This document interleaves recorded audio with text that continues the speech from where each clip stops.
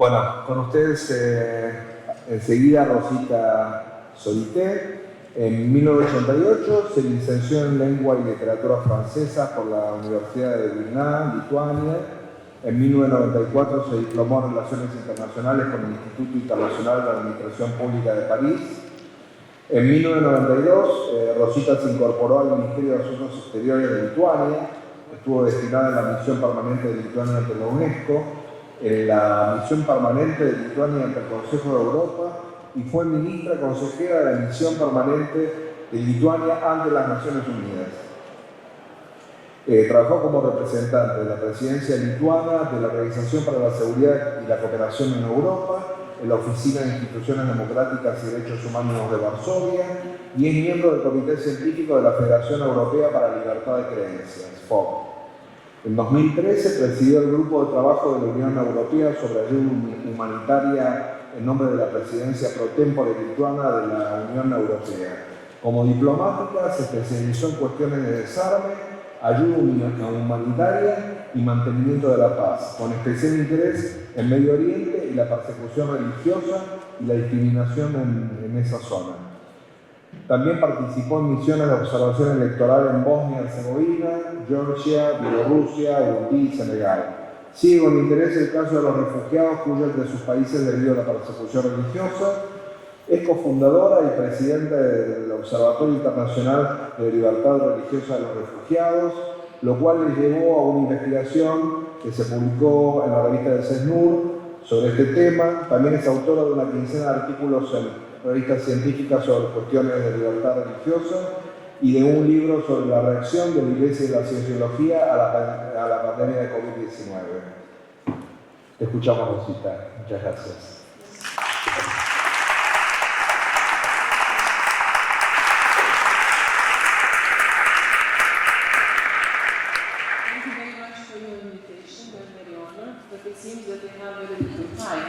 So my speech is in English, and I have a beautiful Spanish name, but I don't speak Spanish, so I'm really sorry. Okay. I'm reading for those who understand English, and those who cannot, they will follow on the screen. It will not? Para los que tienen la traducción en la mano, no lo vamos a poder proyectar, se pueden ir leyendo a medida que ella habla, así pueden seguir el discurso. The oppositions against the group stigmatized and cultists, because today we speak quite a lot, manifest itself in countries as diverse as Argentina, France, Russia, Japan, or China. And today I will examine the question whether this anti-cult movement is international and organized as such, or is governed by national logics only. In the first part, we will present quickly 6 national examples: the United States, Russia, China, France, Japan, and Argentina, which show that there are obvious differences. But in the second part, I will demonstrate that these differences are very often compatible with the existence of international cooperation and coordination. So the first example is the United States. The anti-cult movement was born in the United States in the late 60s and 70s. These were the years in which many of the younger generations, for different reasons, rebelled against dominant values. Some expressed their rebellion by embracing new religions very different from the Christianity or Judaism of their parents, both Asians such as the Unification Church or the Hare Krishna movement, and indigenous to America such as the Church of Scientology. To thousands of young Americans, primarily college students, these movements appears exotic, new, and exciting. To their parents, they look dangerous, sinister, and incomprehensible.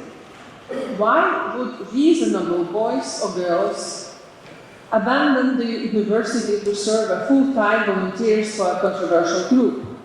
Some psychologists and lawyers had an answer. The choice of these young men and women, they said, had not been free, no matter what they were telling to their parents. They had been brainwashed by cults. What could do the parents do? It soon became clear that the American legal system would resist proposals for new laws against the cults and lawsuits based on the dubious theories on brainwashing. The programming was also declared illegal. Thus, the American anti-cult movement moved from courts of law to the courts of public opinion, as it managed to persuade hundreds of journalists that stories about evil cults brainwashing their followers were sexy and would sell well. Recently, cable TV had emerged as the media most interested in alliances with anti-cultists, since its market is highly competitive and needs scandals to sell. Netflix in particular has become specialized in producing lurid series about cults and their sins. At the core of this version of anti-cultism is individualistic idea of freedom. Surrendering a substantial part of our liberty to the religious organization and leader is not regarded as admissible choice. It is denounced as a bounded choice from which cultists should be liberated. They want or not.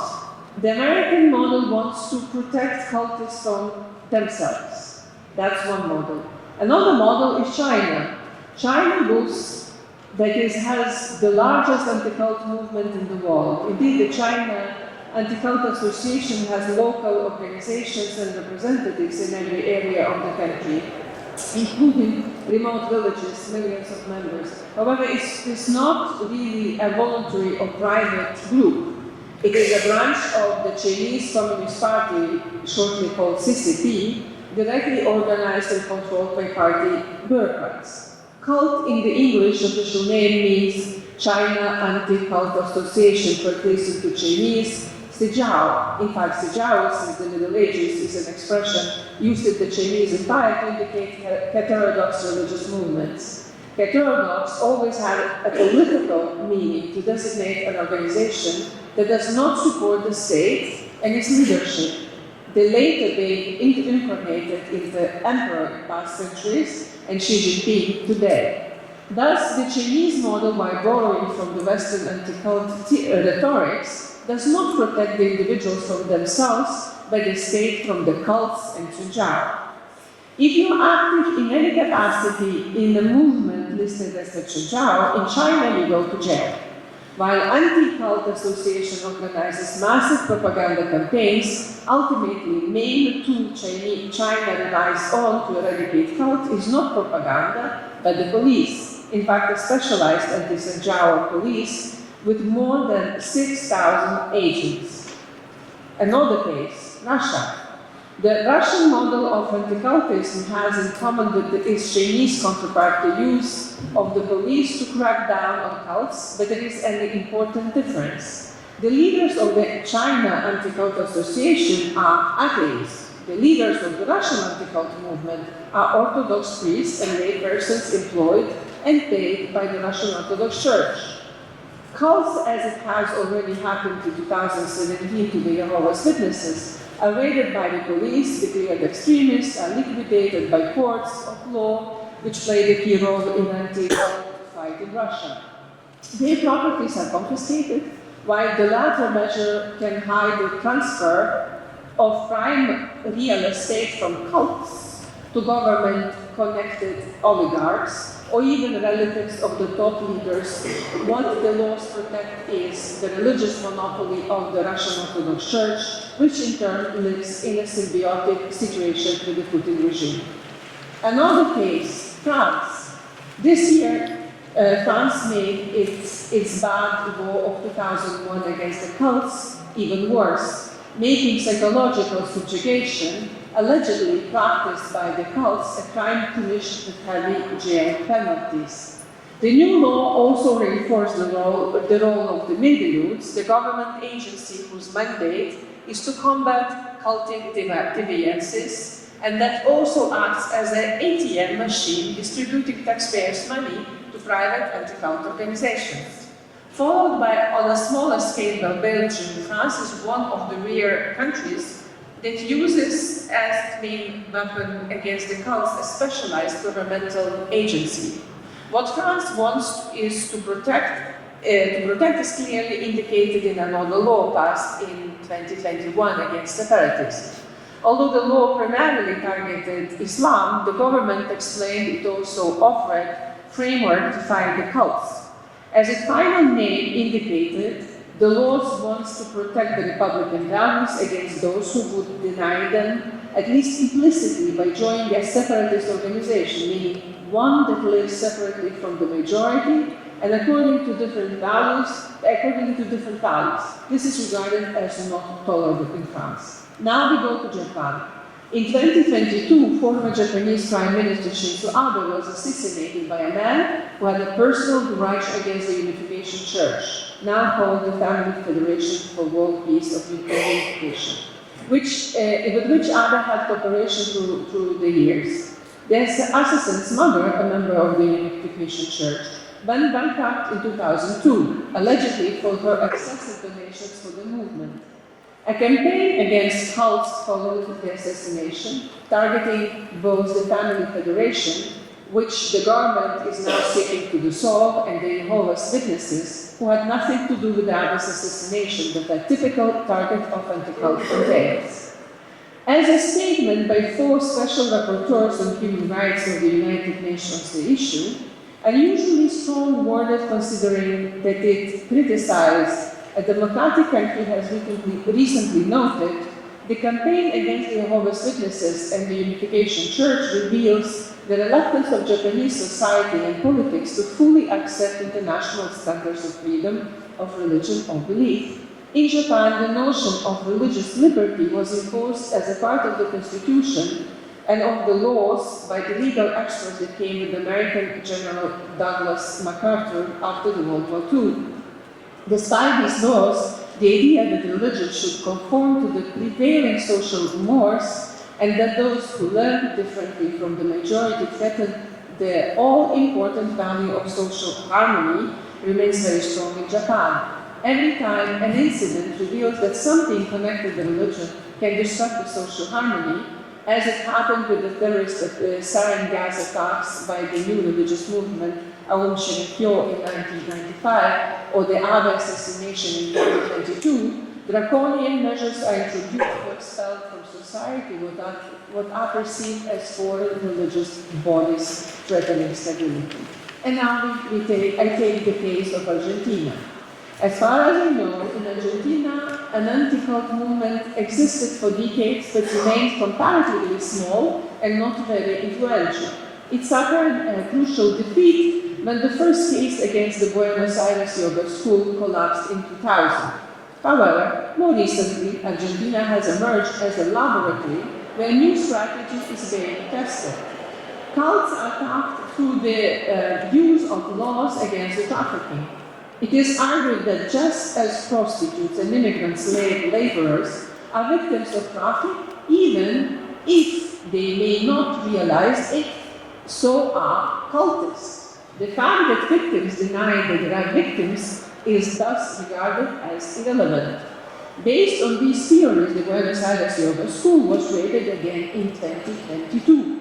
Although in some anti-trafficking cases connected with religious sports have ruled against the prosecutors, the model is tested in Argentina with the strong support of international anti-cultists.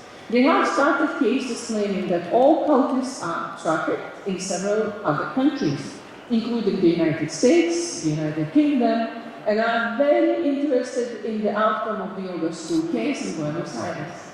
Now it's the second part of my presentation is a question of international coordination.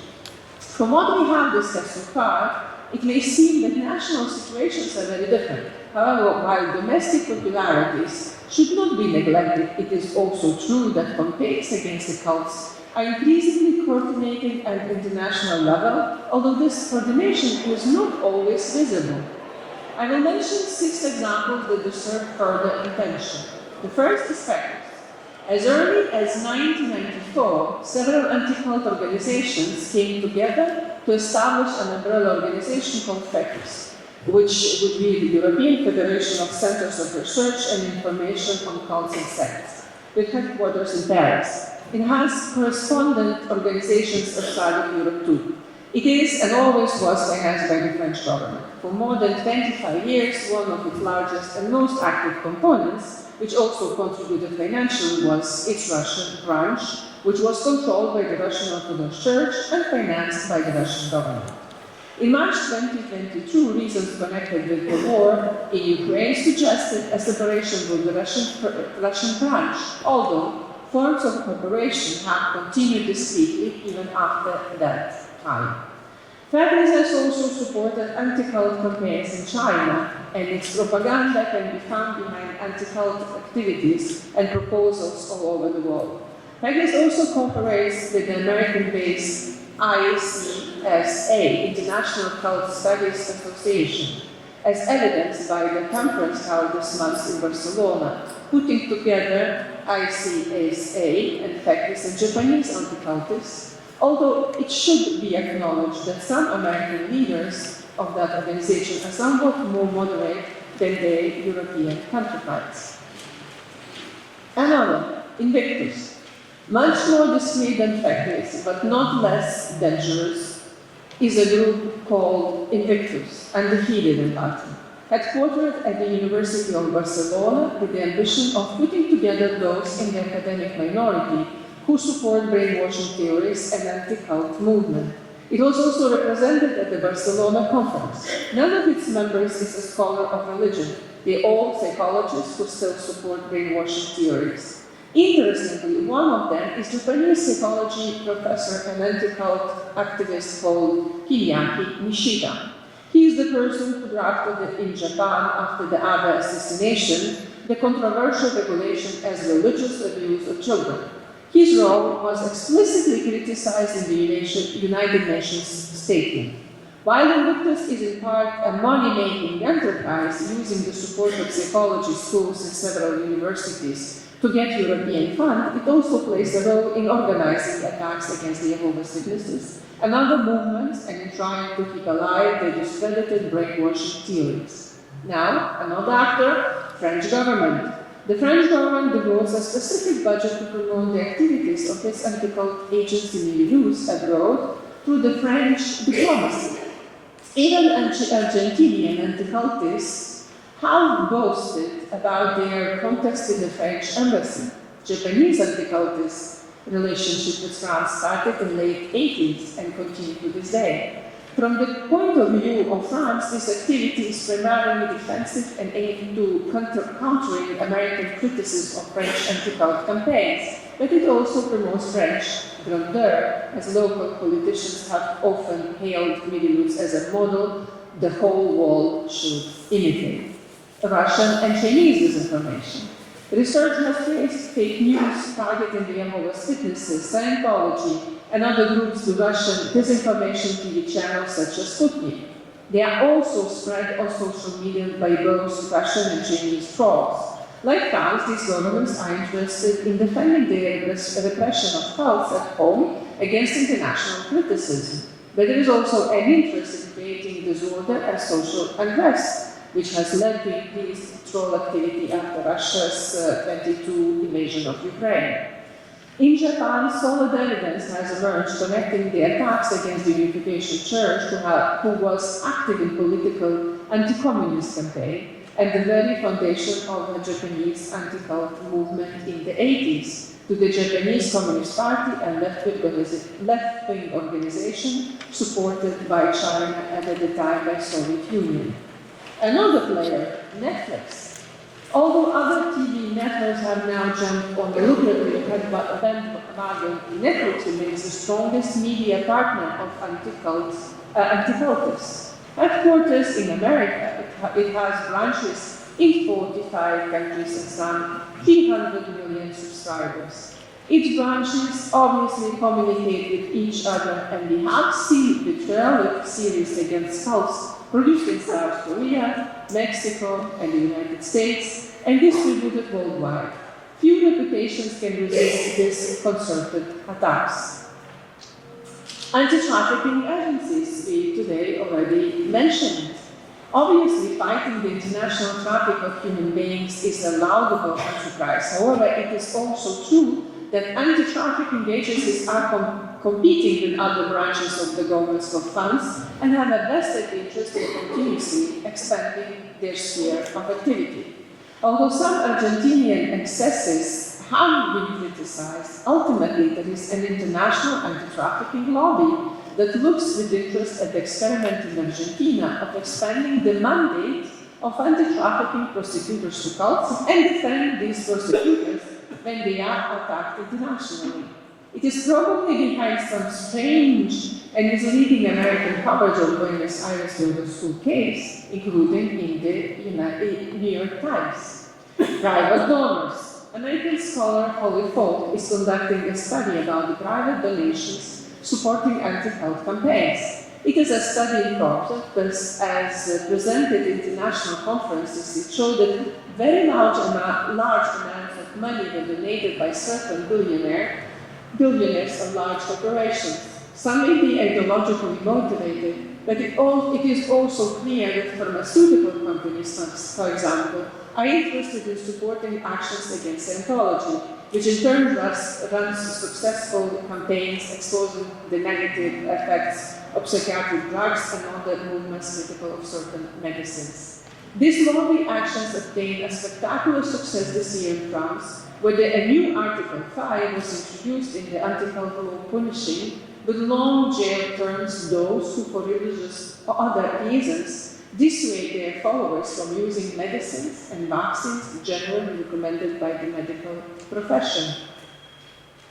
And in conclusion, there is not a single hidden hand guiding diverse national anti-cult campaigns throughout the world. However, there are visible and less visible international forces promoting them, whose role should not be underestimated.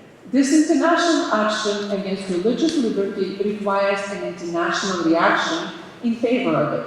As anti-cultists join forces putting together atheists and Russian Orthodox Church priests, communist activists, and big pharma corporates executives who overcome their different ideologies to unite against what they perceive as a common enemy. So women and men of goodwill should learn to cooperate, going beyond their theological differences and affirming freedom of religion or belief as a universal value. And I believe in this meeting is exactly one of the good examples that you started to do. Thank you very much for